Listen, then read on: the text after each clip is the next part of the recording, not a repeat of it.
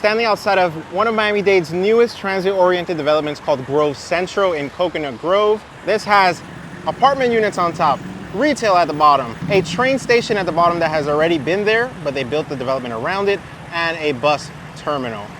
Let's go check it out. So what is a transit-oriented development? According to the Miami-Dade County website, it's a mixed use of housing, office, retail space, and or amenities integrated into a walkable neighborhood located within a half-mile of public transportation.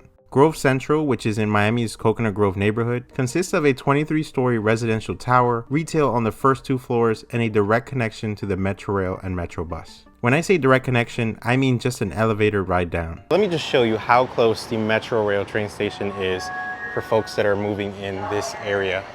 Like, we're just feet from the station. This is the Coconut Grove station. Like, it literally is right here. The development is over here. Train station is right here, and you can buy your tickets at these kiosks. We are now on the Commerce side of the Grove Central development, and we see bus number 22. Oh, and we also have the Metrorail. I am seeing that the Miami Trolley also operates at this stop, which is really good because this is a free bus service. Otherwise, you would have to pay the normal fare, which isn't expensive, but as a free option, you imagine, you need to go somewhere and you don't want to pay anything. Again, the apartments are right up there.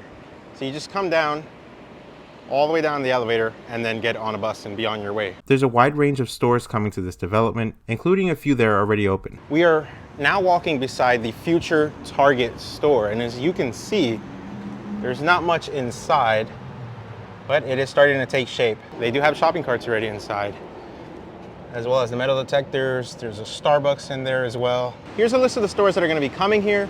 We have Target, which we saw, Sprouts Farmers Market opening on the 19th of January, Total Wine, which is already open, as well as Five Below. Coming in on the other side, we've got Club Studio coming soon, which is presumably a gym.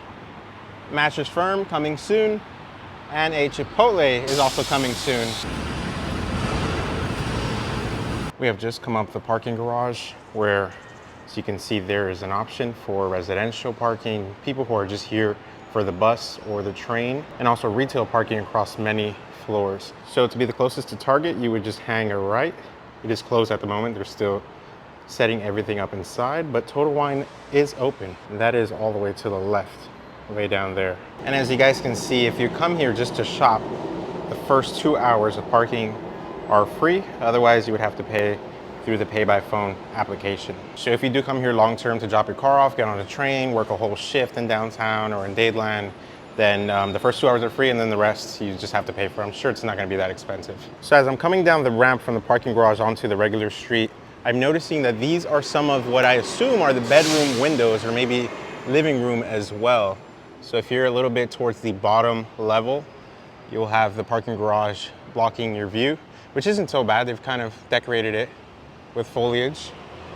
But if you're higher up, you can see pretty much anywhere else in the area. Okay, so we saw that it's pretty nice to live so close to shops and public transit, but how much does it cost exactly to live here? Well, first, your options include a unit as small as a studio, all the way up to a 5-bedroom unit. Aside from the ideal location, residential amenities include a rooftop pool, party room with a karaoke lounge, pub room, arcade and game room, golf simulator, a movie theater, 2-level fitness center, yoga studio, coffee bar, and co-working space. Taking all of that into consideration, the stores, the proximity to trains and buses, impressive amenities, a 408 square foot studio will set you back $1,721 per month. Looking at the floor plan, this thing looks really small and tight, but it is what you'd expect for a studio. There's a washer, dryer, the kitchen is not directly in front of the living room / sleeping area, which is always nice. I'm seeing there's no balcony at all with this specific unit, but if you look outside, you'll notice the parking garage we were just walking by. So not the best view. Let me know in the comment section below if it's worth the price of $1,721 per month. Now we're looking at the 652 square foot 1-bedroom,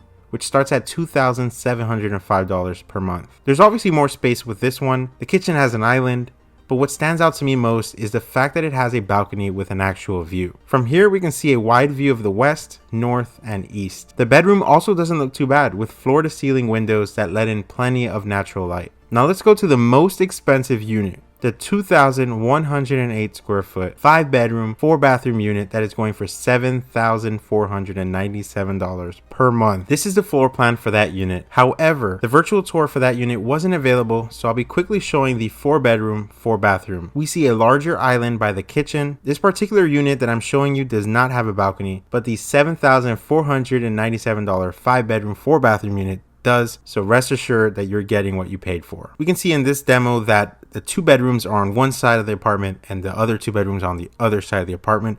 A good use of space. You don't want them too cluttered. The development is also in the middle of the underline, a 10-mile linear park under construction in various phases. Phase 1 is already open in Brickell. Phase 2, which is what this development will be a part of, is slated to open in the first half of this year. Essentially, it will extend under the Metrorail from Brickell all the way down to the Dadeland South Station. Remember, the big selling point here is the fact that it is so close to public transportation. So imagine working in, say, downtown Miami and essentially not having to finance or lease a car that requires insurance payments, maintenance, and gas. We're now on the complete back side of Grove Central development, and this is so cool. So when you ride past this, it doesn't look like anything, but from an angle, you can see it says Grove Central.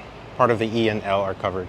These look like balconies, but as you can see, they all pretty much look uniform, with this concrete wall right in front of it. But as you go higher, you actually get to see more typical balconies that are not covered by a wall. You can actually see through the railing. So presumably those are the more expensive units. Be sure to share your thoughts on Grove Central, the newest transit-oriented development in Miami. Is it worth the cost? How important is living near public transportation to you? Let me know in the comments below, and don't forget to hit the like button if you enjoyed this video.